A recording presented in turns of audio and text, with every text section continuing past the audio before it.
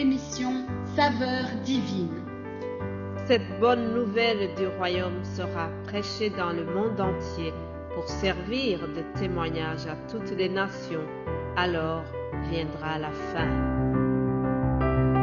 Ce pain céleste vous est présenté par Immaculée Niraneza. Shalom, shalom, peuple de Dieu qui écoute ces émissions Saveur divine. Que la paix et la grâce de notre Seigneur soient avec vous. C'est avec une très grande joie que je reviens vers vous dans la reconnaissance. Je reviens avec plein de reconnaissance pour notre Dieu qui me relève tout doucement. Je le remercie parce que je sens vraiment son secours.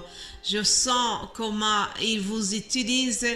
Merci pour vos prières. Merci pour tout le monde qui fait quelque chose en faveur de cette œuvre de Dieu, en faveur de tous les ministères qui ont cette noble mission de propager la parole de Dieu.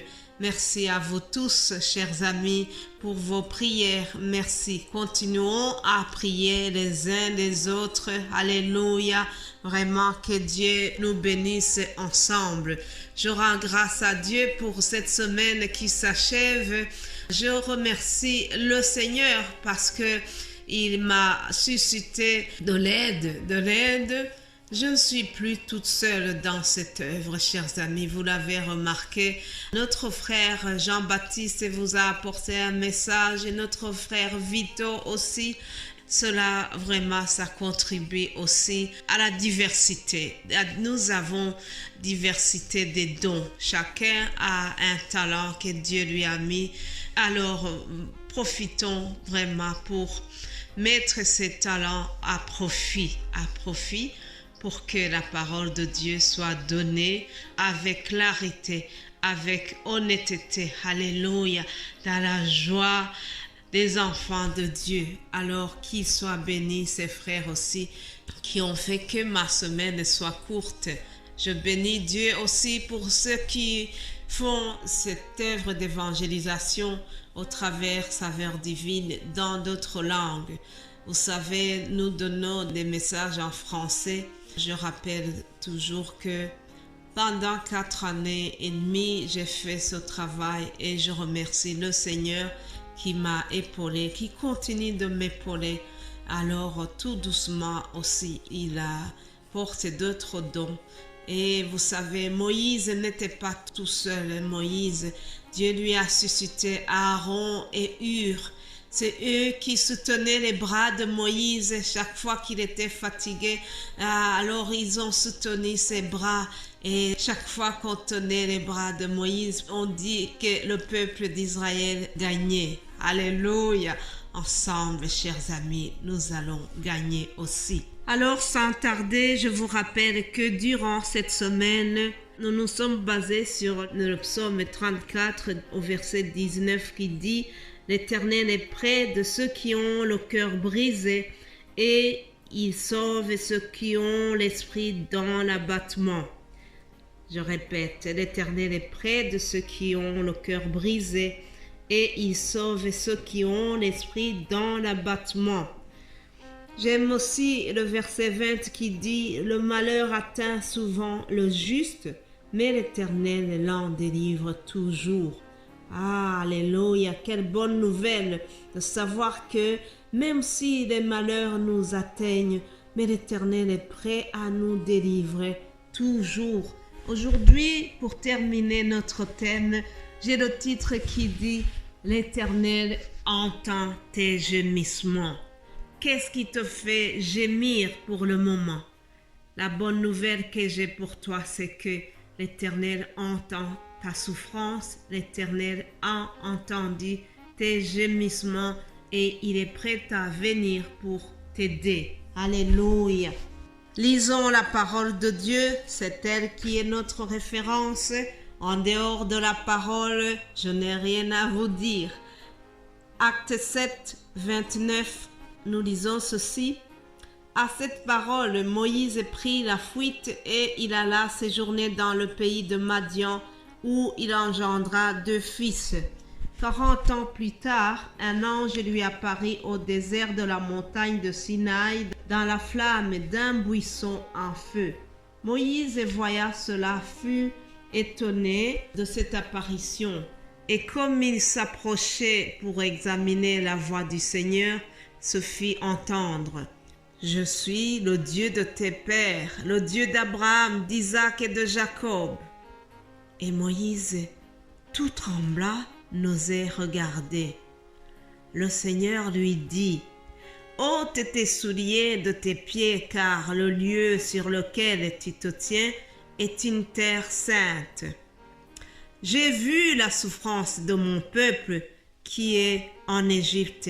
J'ai entendu ses gémissements et je suis descendu pour le délivrer maintenant. Va, je t'enverrai en Égypte. Alléluia. Je voudrais vraiment que ce verset soit notre slogan d'aujourd'hui. J'ai vu la souffrance de mon peuple qui est en Égypte.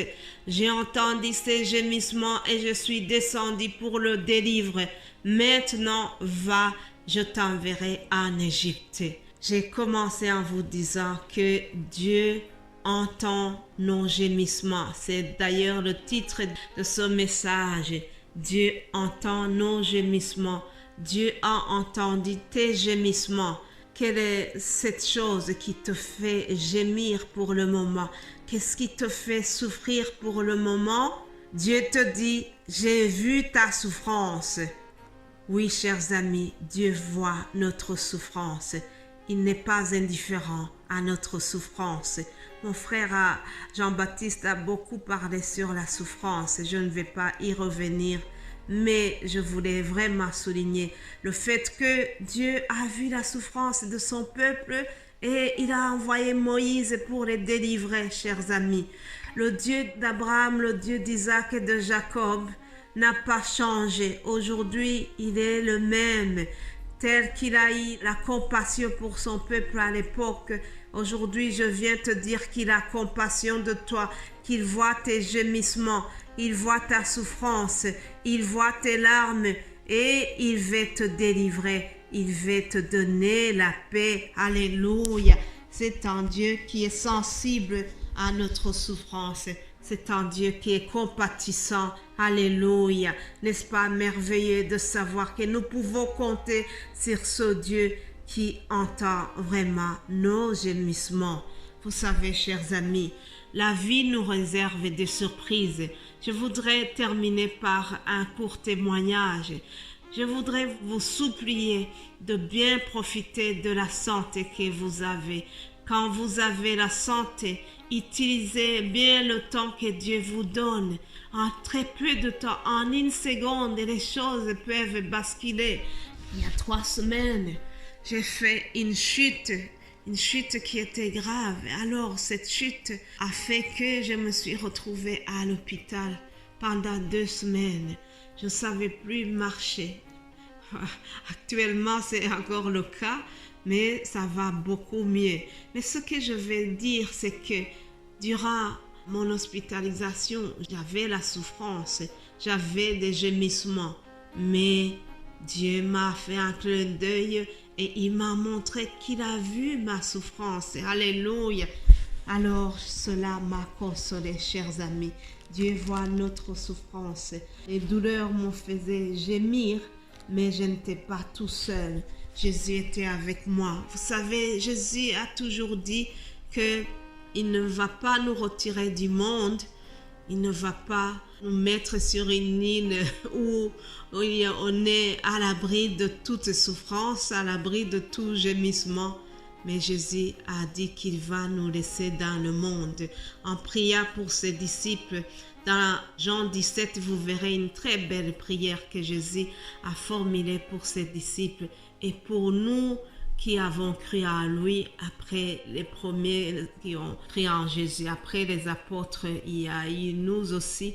Mais Jésus faisait cette prière en s'adressant à tout le monde qui croira en lui. Et il a dit au Père Céleste: je ne te prie pas de les ôter du monde, mais préservez-les du monde. Voilà, chers amis, Jésus ne nous a jamais promis qu'on n'aura jamais de souffrance, mais il a promis qu'il sera avec nous dans la souffrance. Il marche avec nous, il est compatissant, il pleure avec nous, il a pleuré dans la famille de Lazare. Vous savez, il y a un court verset qui dit « il pleura ». C'est dans Jean 11 et vous verrez ce verset. On nous dit que Jésus a pleuré. Cependant, après, il a fait le miracle dans cette famille parce que Jésus avait entendu leur gémissement. Alléluia. Je prie qu'il attende tes gémissements aussi. Sois bénis, frères et sœurs. Passez un bon week-end. Que Dieu vous bénisse abondamment et faites-lui confiance. Il entend vos gémissements. Alléluia.